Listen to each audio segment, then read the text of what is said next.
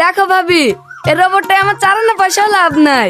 ভাইয়ের সাথে ভালো সম্পর্ক আছে বলি চীনে থেকে রোবটটা অর্ডার করেছি, যেন কোনো খুঁত না থাকে। তুমি যে কাজ বলবা ঘাটাঘাট করে দেবে। বাপ সব কাজ করে দেবে। হ্যাঁ চাচি, আপনি বিছানা থেকে উঠতে না পারলেও আপনার পয়সা পায়খানাও পরিষ্কার করে দেবে। তাহলে তো খুব ভালো মেশিন বা। এই দেখো, বুঝতে বুঝতে তোমাদের রোবট চলে এসছে।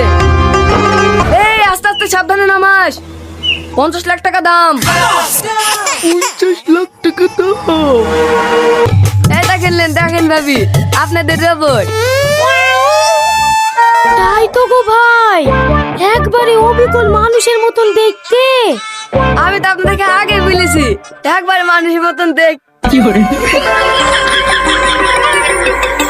ব্যাপার, আমি তুই রোবট অর্ডার দিইনি, ভুলে পাঠিয়েছে নাকি? আমাদের রোবট খুব পছন্দ হয়েছে। এই লাও ভাই, তোমার 50 লাখ টাকা চেক। চুলগুলো তো একবারে মানুষের মতন। বলছি ভাই, এইটা অন হবে কি করি? দেখতে পাচ্ছেন না রোবট লচ্ছে, মনে কোম্পানি থেকে অন করে পাঠিয়েছে। এদিকে 50 লাখের জরিমানা, আবার রাস্তায় বেড়ালেই পুলিশের ভয়। তাকে নিয়ে আদির বাড়িতে কদিন রোবট সেজে থাকি। হ্যাঁ পারে। ওমা, এই দেখো রোবটে বাংলা কথা বলছে। বাসন মাজা হলো? তাড়াতাড়ি এই বাসনগুলো মেজে এই কাপড়গুলো শুদ্ধ কেচে দাও। মামা, এই তো আমার ড্রেসগুলো শুদ্ধ কেচে দিতে বলো।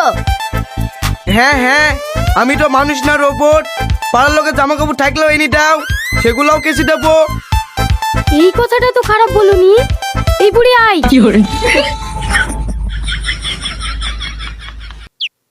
আমাদের কাপড় কাচা হয়ে গেছে। এ দেখো, এদের কাপড়গুলো শুদ্ধ কেচে দাও।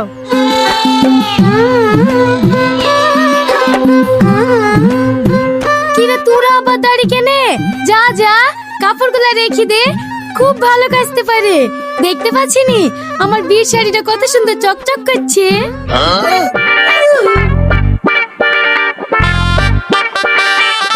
এদালে বোন তোর টাকা, কাপড়গুলো কাঁচা হয়ে গেলে সুকি রোবট খেতে পাঠিয়ে দিস।